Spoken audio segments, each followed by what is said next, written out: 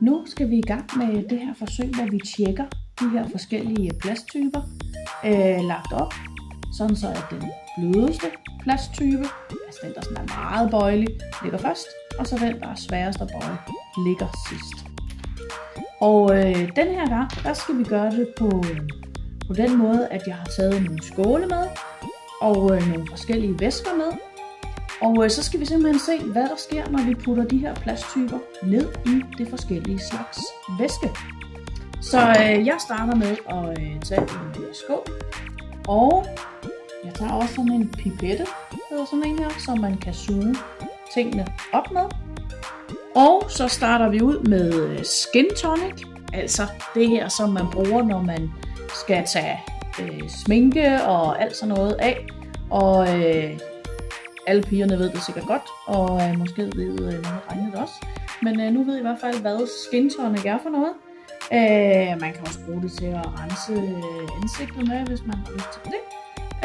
Men i hvert fald, så skal vi have suget det her op. Og skal vi se.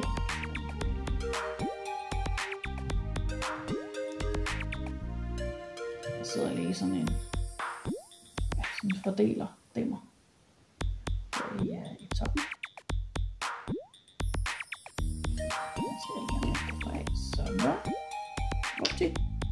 Og så kan jeg simpelthen stikke pipetten ned og suge det her op, det her væske op. Og ja, i realiteten kan jeg bruge pipetten, men ja, i realiteten kunne jeg også bare hælde det i. Så jeg hælder det altså bare lige fra flasken her, det er lidt nemmere. Sådan der. Og så putter vi de forskellige plasttyper ned i. Først den bløde.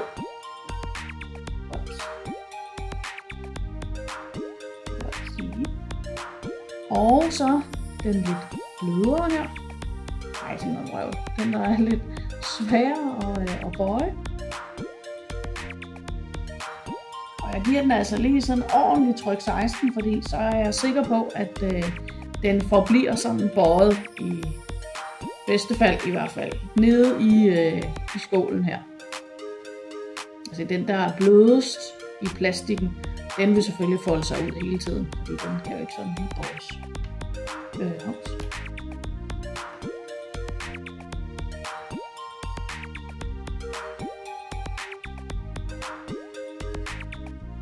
Man kan faktisk også se en lille smule, hvis man kigger sådan her på, der hvor den ligesom er udsat for det største stress, det her stykke plastik. Man kan faktisk også se, at den ændrer lidt farve, når den sådan bliver bøjet og presset helt sammen. Så vi må se, om der sker noget ved, at den bliver lagt ned i det her væske.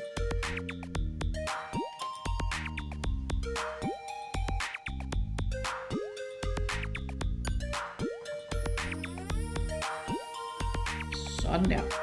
Så får de lov at hygge sig der.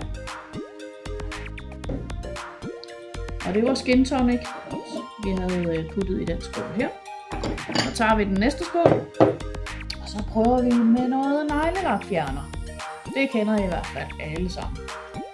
Det er jo rigtig praktisk, når man skal have fjernet neglelak.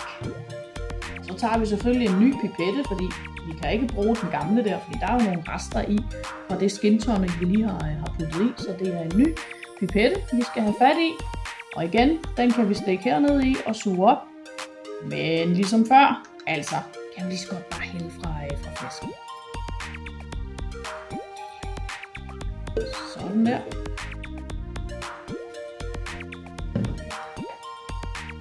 Og igen, så ned i med de her plasttyper. Og så her kan man faktisk også se den der farveforskel, der bliver, når man ligesom presser så meget som muligt og stresser plastikken så meget som muligt. Så det er altså både ved den røde og ved den blå, man kan se det.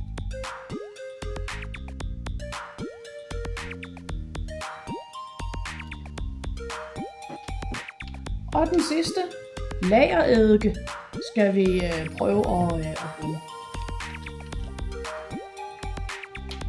Og, altså jeg har taget en pipette, det glemmer vi, fordi vi kan lige så godt hælde fra flasken her.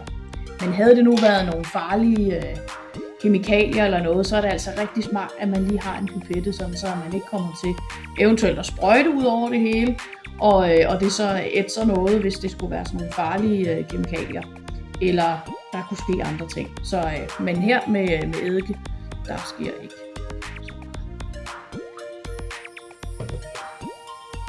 Lige slå den her. Sådan her.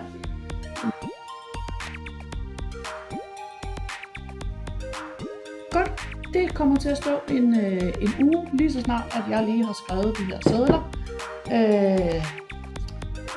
med hvad det er for nogle ting vi har puttet i.